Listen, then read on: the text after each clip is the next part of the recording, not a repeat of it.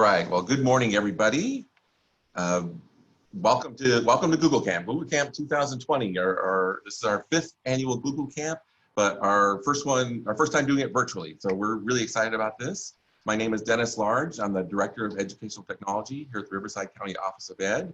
And our partners in Google Camp for all 5 years has been Menifee Union School District. So with me is Steve Thornton. Good morning, everybody. I want to welcome all of you out there in TV land, the 5th annual Google Camp and our first fully digital format conference. I'm really excited to join all of you in this terrific event. And I also am very grateful for the partnership and the creativity and the hard work and the commitment of our core team from Menifee and RCOE, and for the continuing support that we receive from all of our friends in all the other districts throughout the inland area and beyond. I'm looking forward to spending the next 2 days with all of you, and I hope all of you will walk away from this event with some new ideas, with a little more confidence, with a couple of new friends, and maybe with some fun memories to carry with you through this crazy year ahead for all of us. So welcome, everybody. I also would like to introduce to you one of the smartest, hardest working leaders that I've ever had the honor to work with, and that's my boss, Dr. Kimberly Huesing. Hey, good morning, everybody. I can't see you, but hopefully you see what we see in yourselves, that you are dedicated, hardworking, innovative professionals, and we're so thankful that you're spending your summer with us.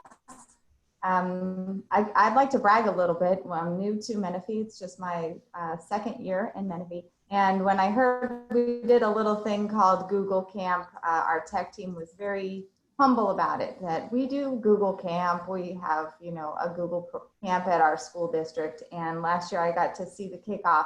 Amazing participation from people all over the county. And today, switching everything, of course, Google Camp. We can be innovative. You all can be innovative, and the team can be innovative. And here we are today with 1,600 registrants. Teachers who are teachers, instructional professionals, special ed, every factor of what we do as a business coming together to learn. So personally, my own husband is a little hard to impress. He's a Marine, he's been a combat veteran, and so when I tell him the things we're up to, he's like, yeah, that's all right. So this morning I was telling him, hey, we have 1,600 educators. And the fire in his voice, the respect that he was able to share with me, I just want you to know that the parents in our communities are going to be thankful for your efforts. The students are going to benefit from what you're learning, and we're just really proud of you. Here we have participants from all over the state and even outside of the state. So I want to give a shout out to my previous districts. I started in San Bernardino City Unified, then went to Etiwanda in San Bernardino County, and then all the way to Virginia. If there's anybody from Gloucester County, Virginia, say hello. And then in Carlsbad, if some of my Carlsbad people are here today, I want to say thank you. I'm sure you all bring a similar story. We come from all over the place, and here we are learning together, and isn't that an amazing event? I'm a podcast junkie, and one thing I recently heard about listening really struck home to me, because I'm in so many meetings and I have the tendency to maybe drift off to the other things we have to do. But today, give yourself and tomorrow the gift of listening. And somebody named Jason Needy, willingness to be changed by what you hear. So today, enjoy listening, enjoy participating and learning, because the beneficiaries are our students and they need you.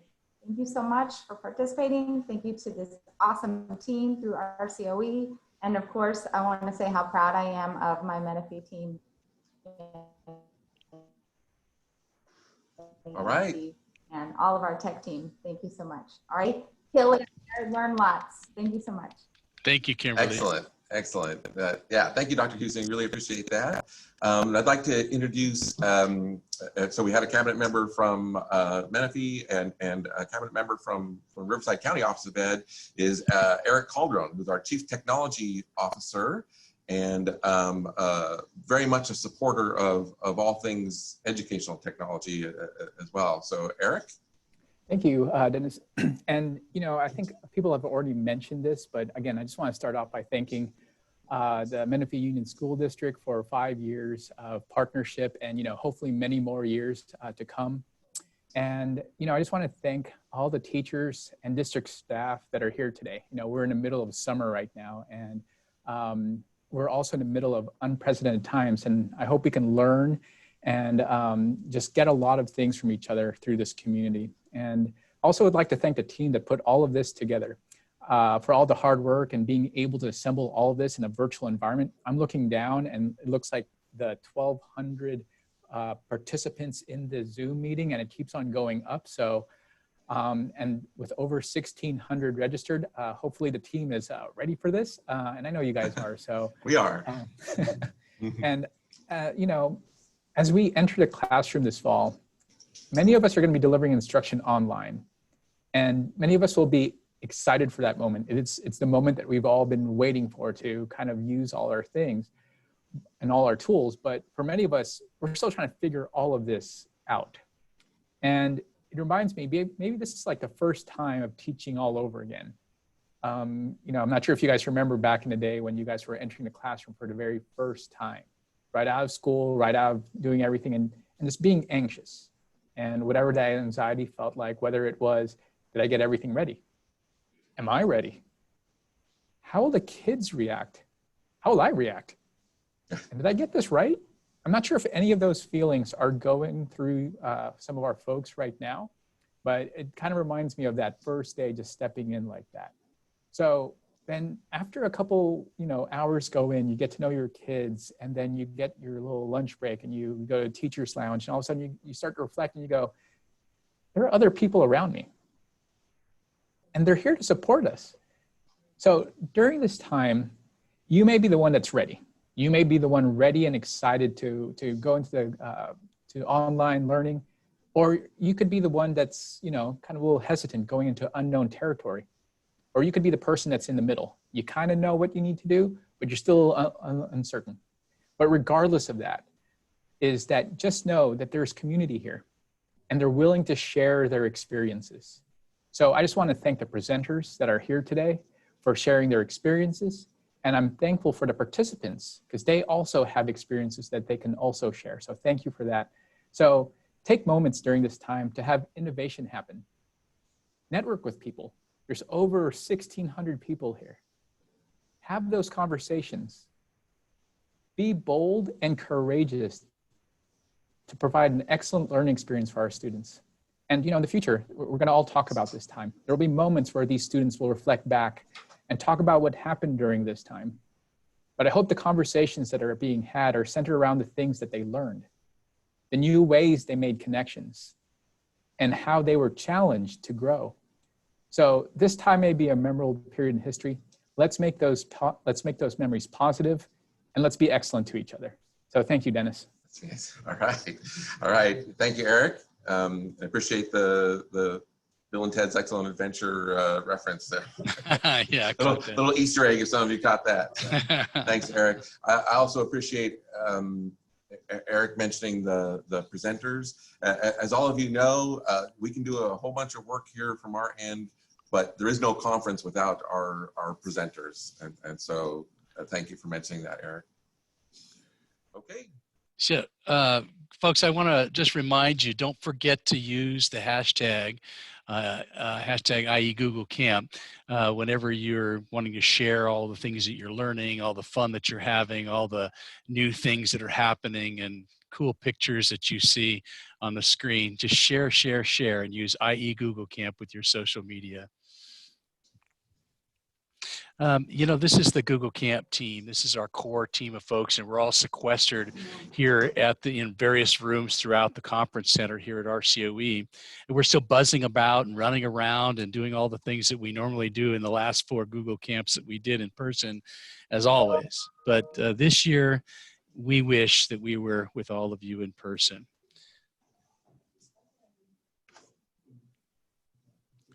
And I want to especially shout out to the team, the core team, Heidi Baines, who's a coordinator at RCOE, and Nancy Delgado, and Steve Hickman, and Mike Leffen, Casey McCall. And on our team here at Menifee, I want to thank Betty Cadmus, our public information officer, and of course, my partner in crime, Jenny Thomas, coordinator, ed tech coordinator for Menifee Union School District. Right. Thank you, Steve. You know, you mentioned so all these people are a huge help. I always like to let people know that actually Google Camp 5 years ago when we started this, it was Jenny's idea. So Yeah. she proposed this. I thought she was nuts. But we did So it anyway. So did I. All right, we do have one sponsor for Google Camp who is, this sponsor has also been with us for all 5 years. So Schools First Federal Credit Union, like I say, that's how we're able to pay for our keynotes, and they really help make this happen for us. We're going to give them a little bit of time tomorrow morning to talk to us. All right, so we want to share a few more things with you, and then we're going to hand it over to our excellent keynoter this morning. So one of the things we want to share is some Google Camp rules. We've got 3 rules. One is have fun. All right, that's the first rule of Google Camp. Rule number 2 is learn from each other and share with each other. So this is a time for sharing and learning, kind of like Eric mentioned earlier. And then the third one is, this is all new to a lot of us doing a conference virtually like this. So just be kind to your presenters. Make sure that you're muted when you go into your session rooms. Make sure that you're careful about your video background, all that sort of thing, right? So this is our Sched screen, and if you're here in the kickoff for the Google Camp, you know all about this because this is how you got here. googlecamp2020.sched.com. But you know, I wanted to make sure that we re-emphasize that this is your map. This is the place to go to find out what to do next. This is the place you go for help. This is the place to go. And if we can go to the next screen. When you find a session that you want to participate in, all you have to do is click on the Open Zoom link, and it should take you right into that session. Next screen. See if I could jump in on this for a second. Sure. Yeah. I want to make sure that as people are building their Sched, so if you sign into Sched and you're building your own personal schedule, just as a reminder, that's not a reservation in that room. It is just your own organizing tool. So yeah, have a backup ready in case, have a plan B in case the session that you want to go to fills up. Yeah, that's very true. It's very important that use Sched to its fullest. You should probably have 1 or 2 or 3 at every session time. You know, your couple of choices that you'd like to attend. Show up at the first one. If it's full, run to the next one. So thank you. Let's go to the next one. And then finally, it's really important for us to be able to improve Google Camp every year that we get your feedback. So as you complete sessions, please take a moment. It'll only take a second and give us some good feedback to help us improve Google Camp each year. And then I'm going to turn it over to you, Dennis. Oh, that's good. So we mentioned our hashtag, i.e. Google Camp. And here's a reason for using that is we have a tradition at Google Camp. So every year that we've done this, on day 2, we encourage people to just wear something tropical. Again, just to be fun. I know you're at home, but you can still wear something tropical. And if you take a selfie and of you wearing something tropical and saying something that you enjoy about Google Camp or something that you're learning here, and use that hashtag, then we're going to compile those and we're going to randomize, and 10 people will win free registration for Google Camp next year, right? Hashtag IE Google Camp. So quickly, I wanted to mention that we have so many great speakers. We have a few featured ones. We have Sue Thoughts from Common Sense Education. She's doing her session twice, once today and once tomorrow. The same thing with Thomas Dixon, who's here from Google. He's the regional education manager for our region. Always a great presentation, and he's doing that today and tomorrow.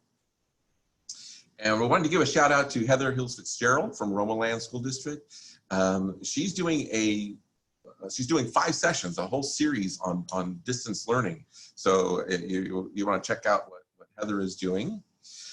And then for the first time this year, we're doing a lunchtime series. So today and tomorrow during lunchtime, we have a special series on equity. And so today, the lunchtime speakers are Dr. Charles Brown and Dr. Talisa Sullivan from Riverside County Office of Ed. And then tomorrow's lunchtime speakers are Sue Thoughts, Tori Wadlington, Jennifer Dean, and Leticia Citizen from Equity in Action CA. And then one more thing I wanted to mention is that if you feel like you're on the sort of beginner end of the spectrum in using Google and other ed tech tools, then watch for the beginner strand. And so those are labeled in green, I believe. And to kick off that strand right after this keynote session, the first beginner strand session, the beginner strand keynote, is being delivered by Amanda Sandoval and Michael Hughes from Corona. And then just a little tease for tomorrow's keynote is Lainey Rowell. And so you're going to want to be here for that. She is amazing. Speaking of amazing, this is one of my favorite quotes. The pedagogy is the driver, but technology is the accelerator. And that comes from Michael Fullen. And today we've got a very special keynote. His name is Mike Lawrence, and he is going to take us to 11, as it were. So Mike is going to really kick things off. I'm going to turn it over to Mike in just a second, but I wanted to do his official intro. So Mike Lawrence is an award-winning teacher, administrator, and nonprofit education leader. He was a high school English and web design teacher and served as CEO of Q, helping a nonprofit grow fivefold in 12 years. So he served 2 terms on the ISTE board and also volunteered as director of the California Student Media Festival for a decade.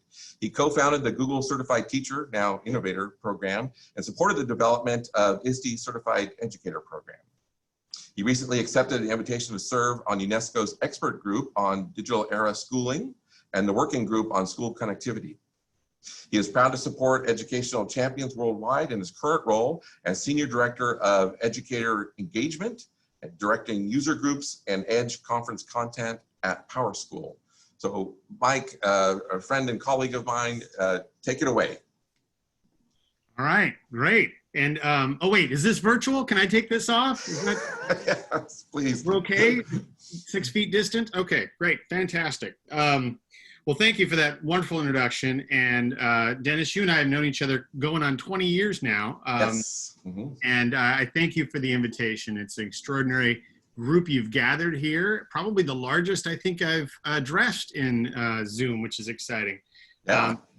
So I'm very pleased to be here. I'm thrilled that we've got this many teachers giving up their time to learn and to share with each other. And so as we are looking at the world today, I was talking to Dennis about what should I speak on? And it occurred to me that one of the things I talk about fairly often are asking the right questions. And it seemed like this would be the right thing to discuss. Especially in this country, we're asking a lot of questions, not always the right question, about the extraordinary circumstances we find ourselves in today. And so I feel that as educators, we should absolutely be asking the right questions and, more importantly, teaching our students how to ask the right questions. So I've got a few things prepared to walk us through in the time that we have together. Just to get it out of the way, because I know you're thinking about it, a lot of people think I look like this guy. I'm not this guy. I have an American accent and I have better teeth. I also do not have Golden Globe awards like he does, but it does come up occasionally. So my goal in this brief time we have together is to do 3 things. I'm hoping I can teach, delight, and give. I want to give you something at the end. So if you stick around to the end, there is an actual gift. How is he going to give us something? It's virtual. You'll find out. Okay, so I'm going to do those 3 things. Anything else from you, Dennis, before I dive in? No, all you, Mike, doing great. Okay. We're excited. So the way I want to dive into that, I want to start with inquiry and then move through creativity to get to innovation. And I think these 3 are linked. And I believe that we as educators can and should inspire this in our classroom. And so where I want to start is with punctuation. Yes, punctuation. So we all know these 2 symbols, the question mark and the exclamation mark. I recently discovered, just over a year ago, that someone has brought these 2 punctuation marks together to create a brand new punctuation mark. Impossible, you say? I say no. You can add them together and create what they call the interrobang. It's a legit punctuation mark. It's an actual punctuation mark. It was invented in 1962, so I guess not that recent. And it even has an ASCII designation. If you aren't familiar with ASCII, all that means is it has an official designation on most keyboards. So any technological device can implement the interrobang. And it's a combination of those two ideas of curiosity and surprise. And I feel that that's an amazing metaphor for educators. It is ultimately what we try to accomplish in our classroom. So here's some examples. You did what? And for the multilingual folks in the audience, the Spanish speakers, we have ¿Qué hiciste? And I found out, by the way, the inverted interrobang has a name as well. It's called the Nabetnary. It's interrobang spelled backwards. That's the upside down interrobang. So that's it's good, Mike. It's true, it exists. And I delivered this in Mexico, and they were all very pleased to find out that they have their own Nabetnary in the ASCII designation. So this is what I think we should be doing in our classrooms. Education should absolutely inspire that surprise and wonder and curiosity all at the same time.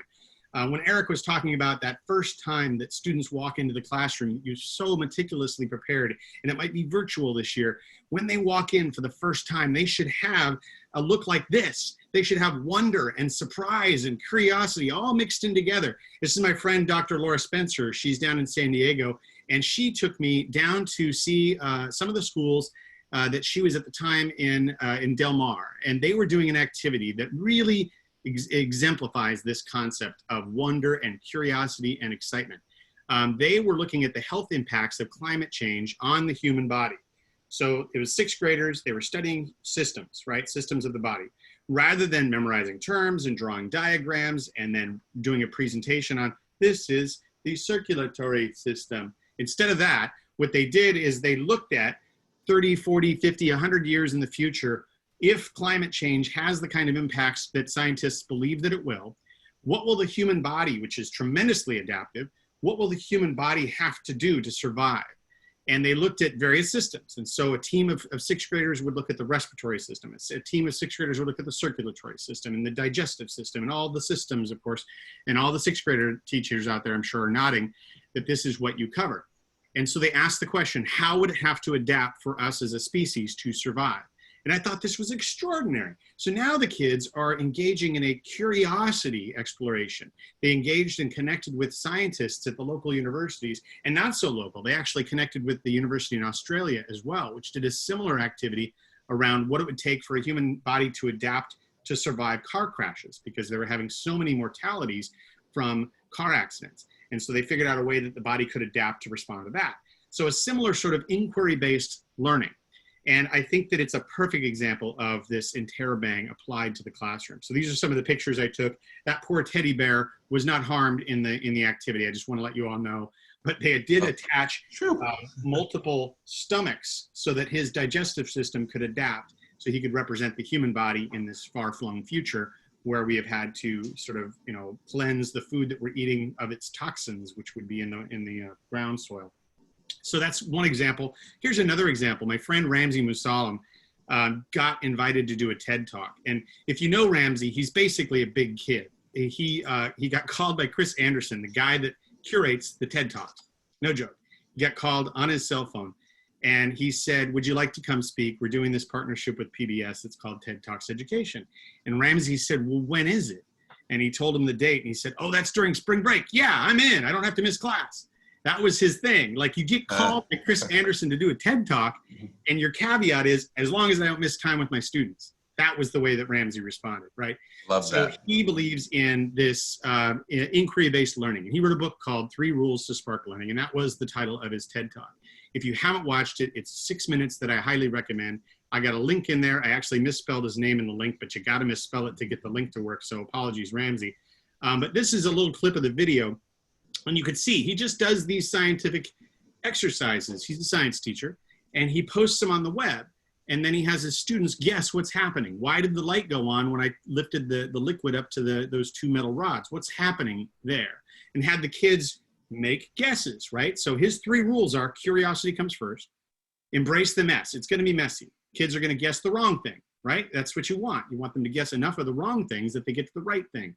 and then practice reflection at the end. Okay, so what was the right answer? Why did the light go on? He did another example where he asked them to, light a candle, and then, or actually he did this. He lit a candle, then he covered it up with a metal thing to block the oxygen, and the flame went out. And he asked them, and then he picked it up, and there was suction. The thing actually had stuck to the metal plate. And he said, "Why is there suction?" And that's all he asked. And then he gave the kids the evening to think about it, and they had to come back in and write the answer on the board. And the first kid to write the answer on the board would win, a prize or a raffle ticket or some sort of an incentive he had done. But he literally would have kids running into his room every day because they had figured out, or they thought they had figured out, the answer from yesterday. That's how engaged his students are. He has them so fired up by curiosity and wanting to guess the answer that he gets them literally running into his classroom. He has to tell them to slow down so they don't get hurt. That's what he's been able to inspire in his students. And it's that curiosity and that wonder. By the way, I put in the chat that there's a link. There's only one link you need to know. It's mavlearn.com. If you want to go all the way there, it's mavlearn.com/presentations. All of my links, like to Ramsey's talk and everything else, you don't need to scribble them down. You can just focus on the presentation. Just write down mavlearn.com and you're good to go. I should have mentioned that at the beginning, but I put it in chat for all of you, so you've got that there. Here's another example. My third example is from a great show, sci show. Hank and John Green, the Vlog Brothers, as they call themselves. I got a chance to meet them at a couple of YouTube events, and they're just amazing guys. And I talked to Hank specifically about SciShow because I think it does amazing work around inspiring inquiry and curiosity and learning. By the way, these are two science examples, but these apply to all different subjects. I taught English, and we had all sorts of opportunities where the students were asking questions, and we would put, George Milton on trial for the murder of Lenny Smalls. Oh, spoiler alert, sorry, for those of you that haven't read Of Mice and Men, he died. But we put him on trial. We actually put him on trial, and we asked the questions. Is this murder? Is it something, is mercy killing a thing? Is he justified in that? Did he have the right to remove that civil right of Lenny to live from him because if he had murdered, even if it was accidental? So all these are really good questions to get kids thinking about, and they are through all the different curricular areas. So let me show you this, another science example. This really happened. In January, there was a report that in Cardiff University in Wales, some Welsh scientists may have found a treatment for all cancers, but they weren't looking for that. They were trying to do something with bacteria, and they found this by accident through working with T cells. So here's just a clip of Hank talking about it, and I'll circle back right after. So hopefully you can hear Hank. I think we tested the audio. And the team is also already on the hunt for other similar T cells that can kill multiple cancers. And to think this discovery would never have happened if the researchers didn't have the good sense to investigate further when some cells did something funny. So I love that, right? The idea that they were researching for one thing, and they noticed something else, and they could have dismissed it. They said, okay, yeah, but that doesn't really pertain to our question, the question that we're funded for. We're funded to do research on how to, reprogram T cells to look for bacteria. But they noticed that it was having some effect on cancer cells. They did the right thing. They paused and they said, let's stay in the question a little bit longer and let's ask why.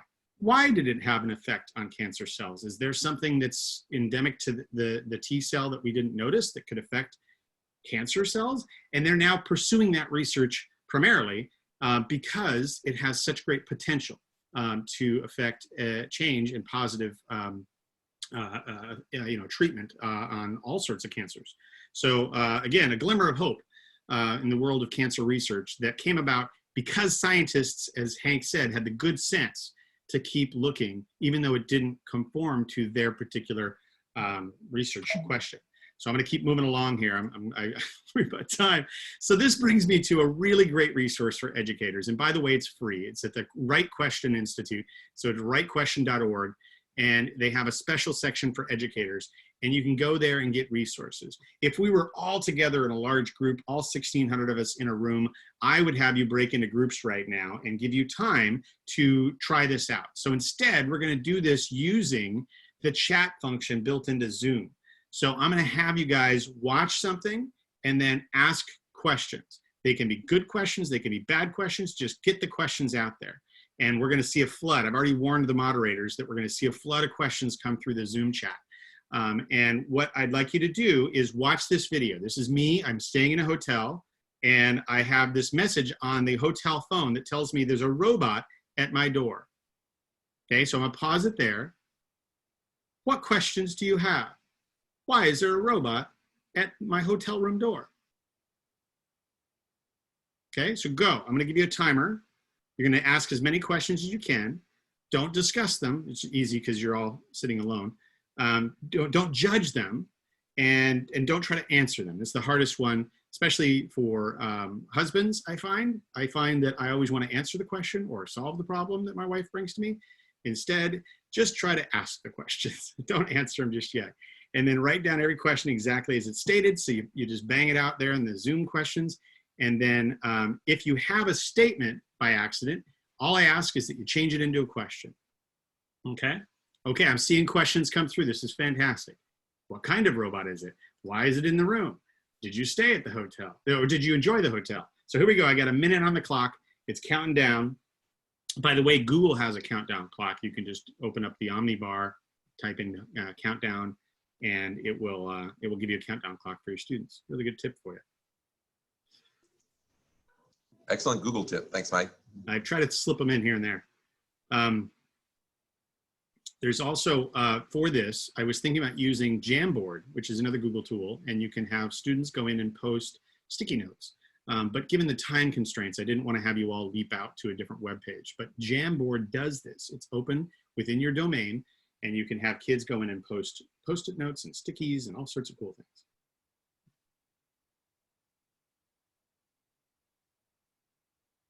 Ten seconds left, the question period here. Remember, change any statement to a question. Don't try to answer the questions.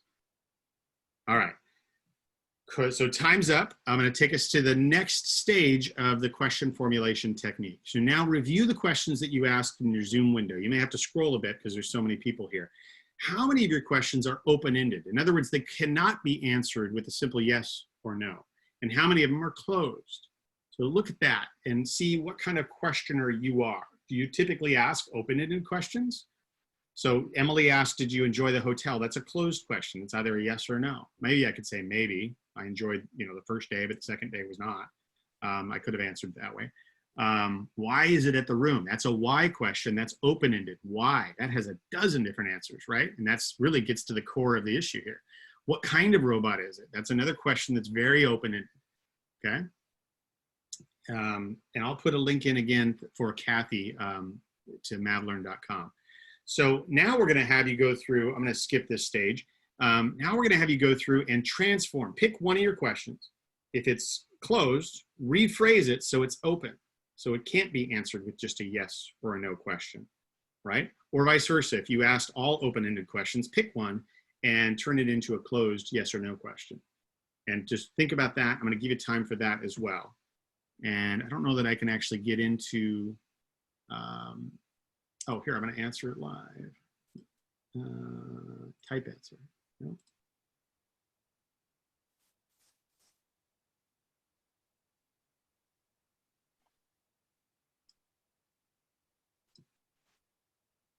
$40 seconds left.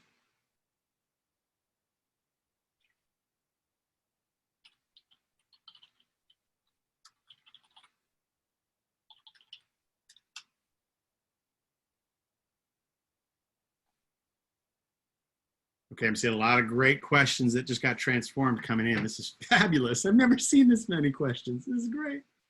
So glad we did it here in Zoom. I don't think Dennis is as thrilled because it's going to mess up his text chat. It's all good, Mike, all good. Okay. 5 seconds, 4 seconds, here we go. So you now have gone through and you've considered your question type and you've transformed one of them. And that is a really interesting process to think about the differences and think about why you asked it that way the first place. And why do you ask it, what's different about the way you changed it? Okay, so I know you're all dying to find out. And no, it has nothing to do with COVID, although I've now seen people talk about how this is a human-free interaction way of delivering things to hotel rooms. So that is actually kind of core to the answer. So here's the actual live. A robot is waiting outside my door. Well, hello, butler. Okay, let's see what's inside. Oh, look at that. The butler brought me breakfast. So it was delivering my breakfast. And by the way, I don't usually do in-room delivery, but I saw the robot on the first floor. So don't think I have that like lifestyles of the rich and famous kind of thing. But yeah, super cool. I agree, Monica. The robot delivered my breakfast to me in my room. I didn't have to decontaminate anything. I didn't have to wear a mask, and no one had to deliver it to me. Again, like I said, this was pre-COVID. Who knew what we'd be facing? So the hotels that have this are now touting it as, hey, come and stay at our hotel. We're we're safer for you to take delivery of things. I ordered it again, and I had them deliver extra towels just because I wanted to see the robot again. I didn't videotape that one. So it is interesting. Of course, what this does is it opens up the door for so many more questions. Like, how did he know to get off on my floor? Like, is there a height sensor, like some sensor that it knows what floor it's on? Because it was a 5-floor hotel up in the Bay Area. And I have so many questions. But yes, it is pretty cool. And look, this is the actual message it said. Hello, please remove your items. And then the next thing I did is it says, how was your stay? It's excellent.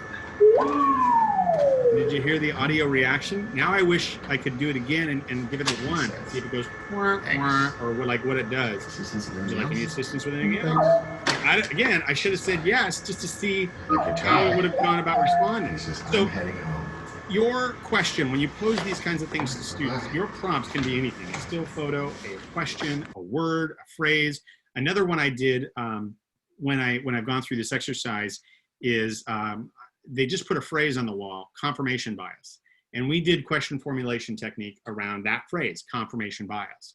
And so we spent the same thing. We asked a whole bunch of questions. We thought we didn't answer them. We took those questions, we analyzed them, we changed them from open to closed or closed to open. And we really thought deeply about confirmation bias. And when it was done, we did this final step that I'm going to have you all do as well. Reflect on how did this question formulation technique change your discussion. And for me, the discussion about confirmation bias really made me think more deeply about that concept of, walking into a situation with your own bias and then reinforcing it by what you see, because you're looking for what you believe to be true. That's confirmation bias. And so I thought more deeply about it than I ever have because of this process, because you take the time. So take a minute, think about how this process changed your inquiry about the silly robot at the hotel. And it could be anything, but that's the example I used here.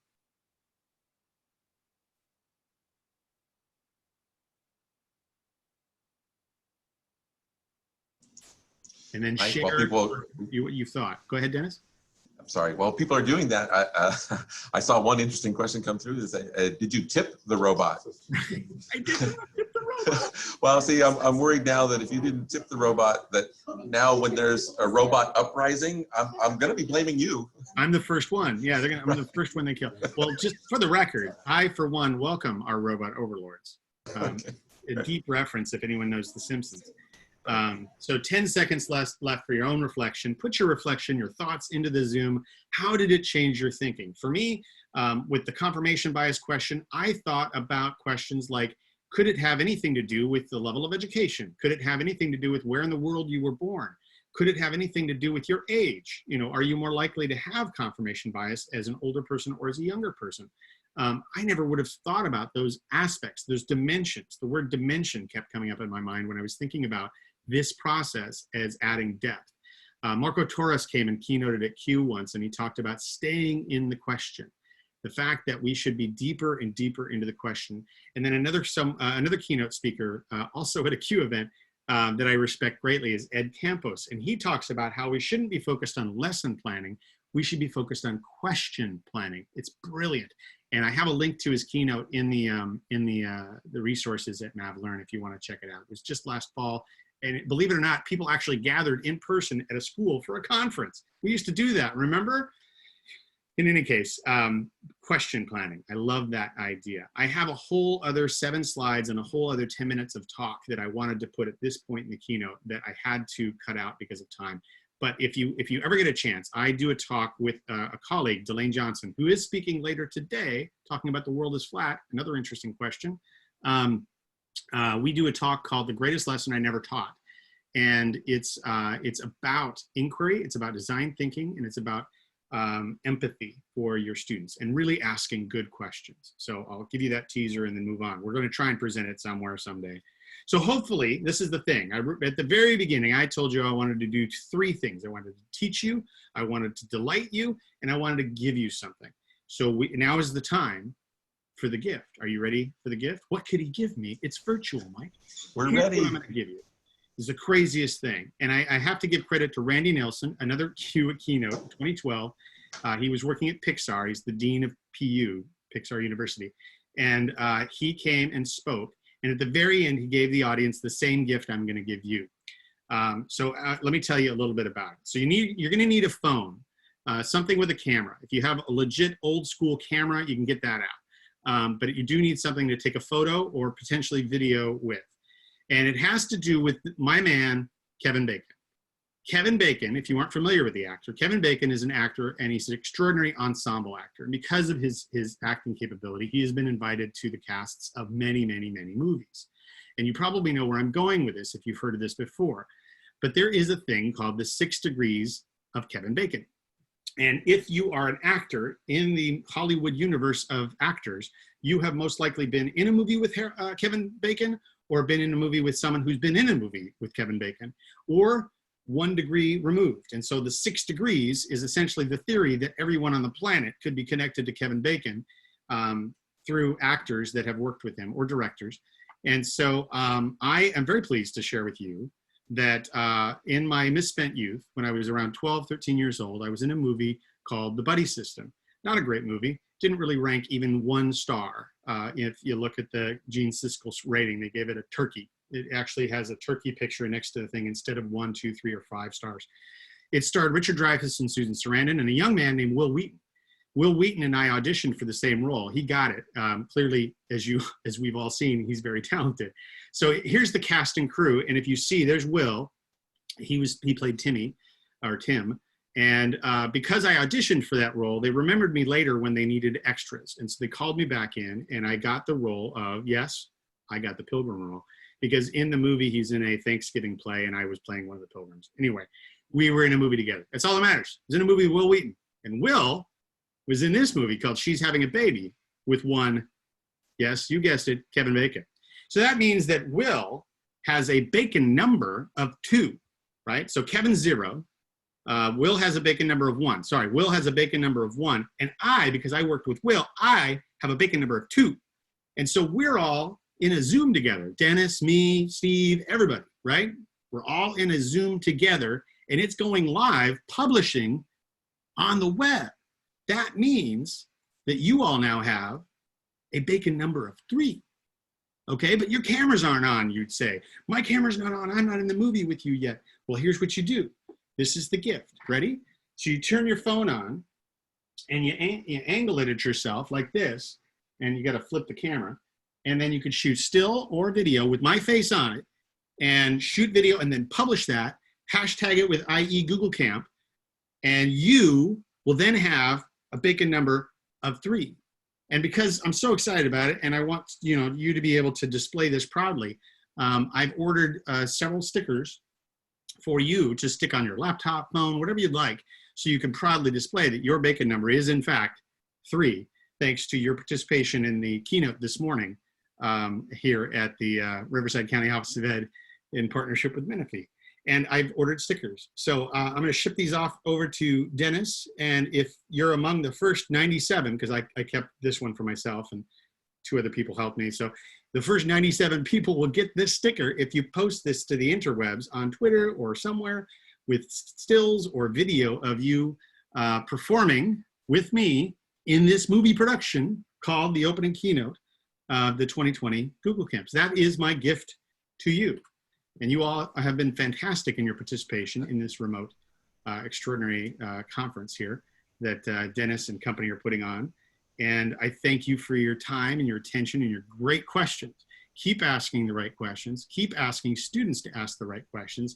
I think our very health and livelihood as a planet depends on it. Thank you so very much. Thank you, Awesome. Dennis and everybody for putting this on. And I appreciate everybody getting up early in the morning to jump in. My gosh, Mike, that was so awesome. Let's get some love for Mike Lawrence in the chat there. Mike, thank you so much. I will now always view you as a pilgrim. You're the pilgrim to all of us here. I peaked early, obviously. I peaked early. It's been downhill ever since 1984. I don't even know when the movie was. No, I love it. So thank you. That was fabulous. And let's all focus on question planning. So thank you, Mike. Thanks for that. Okay, everybody. A reminder that we do have part one of our equity series during lunchtime today. And now is your opportunity to go and use Sched to choose your next session. When you click on that session in Sched, just like you did for this morning, there'll be a unique Zoom link there to go to that session. We do know that some of them are going to be extremely popular, so have a second choice handy. So thank you, everybody. Welcome to Google Camp. Enjoy the 2 days. We'll see you at lunch. All right, we're good. Thank you.